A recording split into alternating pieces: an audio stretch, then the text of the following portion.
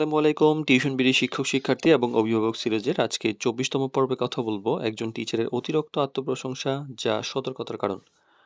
Home tutor নির্বাচনের ক্ষেত্রে আমরা অনেক সময় এমন টিচার পাই যারা আসলে নিজের দক্ষতা এবং সাফল্যের কথা অনেক বেশি জোর দিয়ে প্রচার করেন, বলতেই থাকেন। তো নিজের দক্ষতা অভিজ্ঞতা বলা অবশ্যই স্বাভাবিক বিষয়, কিন্তু সেটা অতিরিক্ত আত্মপ্রশংসায় পরিণত হলে সেটা একটা সতর্কতার কারণ হইতে পারে।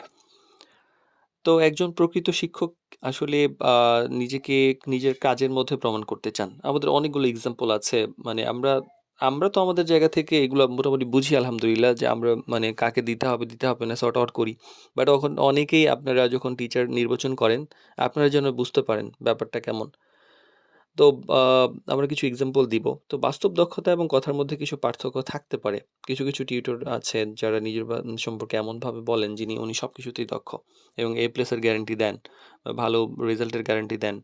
বা উনি বলেন যে আমি অমুক জায়গায় পড়িয়েছি, আমার স্টুডেন্ট আছে, এই আছে, সে মানে অনেক বেশি অহমিকা করেন। তো অনেক সময় দেখা যায় যে উনি আসলে বুঝাতে সমস্যা করছেন, বা উনার গৎবাঁধা কিছু জ্ঞান আছে, বা নোটশিট ভিত্তিক পড়াশোনা করান। মানে বাস্তবে উনার কিছু নাই। তো ঠিকমতো এক্সাম্পল দিতে পারেন না। শিক্ষার্থীর প্রশ্নের পরিষ্কার উত্তর দিতে পারেন না। মানে শুধুমাত্র কথার উপর নির্ভর করে মানে এই দক্ষতার আ উপর নির্ভর করা উচিত না।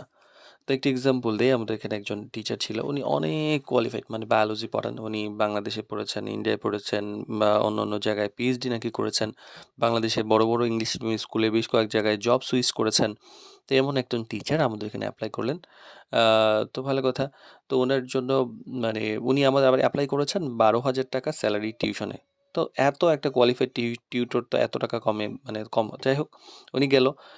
তো যাওয়ার পরে একটা টিউশন ওনাকে দিলাম। দেওয়ার পরে উনি বাসায় গিয়ে একটা ক্লাস নিয়ে উনি অনেক এক্সপ্লেইন করলেন। এই করেছেন, সেই করেছেন, অমুক স্টুডেন্ট এই সেই বাংলাদেশের বড় মানে ফ্যামিলির সন্তানদেরকে উনি পড়িয়েছেন। তো বাসায় গিয়ে উনি চাচ্ছেন পার ক্লাস মিনিমাম 3 to 5,000 তাকে দিতে হবে পার ক্লাস।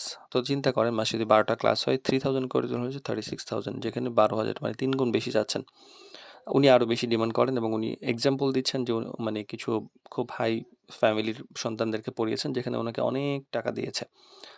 তো আমি হচ্ছে ওনাকে তারপর ঘাটানো শুরু করলাম, জিজ্ঞাসা করলাম ওনার ডকুমেন্টস সম্পর্কে, রেফারেন্স সম্পর্কে। যখন জিজ্ঞাসা করে দেখলাম যে আসলে কিচ্ছু না।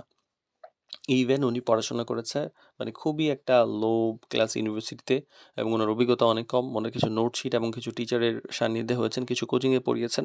এইটা নিয়ে উনি হচ্ছে মিথ্যা কিছু ডকুমেন্টস বানিয়েছেন, বানিয়ে উনি এটা প্রচার করছেন।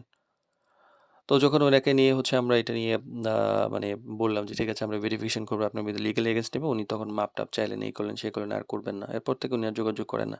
এমন অনেকগুলো আমাদের কাছে আছে যারা আসলে মানে এইভাবে নিজেকে প্রচার করেন। আবার ইনারা অনেককেই ছোট করে দেখেন। মানে উনি পড়াতে পারেন না, আগের টিচার ভালো ছিল না, কি পড়াইছে ঘোড়ার ডিম, এই সেই বিভিন্ন আন্ডার এস্টিমেট করার কথা বলেন। এবং ফলাফল নিয়ে অতিরঞ্জিত দাবি করেন যে মানে সব শিক্ষার্থী নাকি উনি একদম রকেট গতিতে শিখায় ফেলবে, দ্রুত মানে শিখে ফেলবে। আসলে শিক্ষাটা কিন্তু ধারাবাহিক একটা প্রক্রিয়া। এটা আপনি গ্যারান্টি দিয়ে পারবেন না যে এটা হওয়া উচিত না। তো এই ক্ষেত্রে কি যে যখন এরকম ওভার কনফিডেন্স থাকে, তখন উনার থেকে বিনয় বা শেখার মানসিকতা কমে যায়। মানে উনি যদি বলেন যে আমি সব জানি, আসলে জানার তো শেষ নাই। উনি যদি বলেন যে আমিই সবকিছু, তাহলে কিন্তু ওনার মধ্যে বিনয়টা থাকে এবং নিজেকেও উনি উন্নত করার সুযোগ থাকবেন না, আরেকজনকে তো পারবেনই না।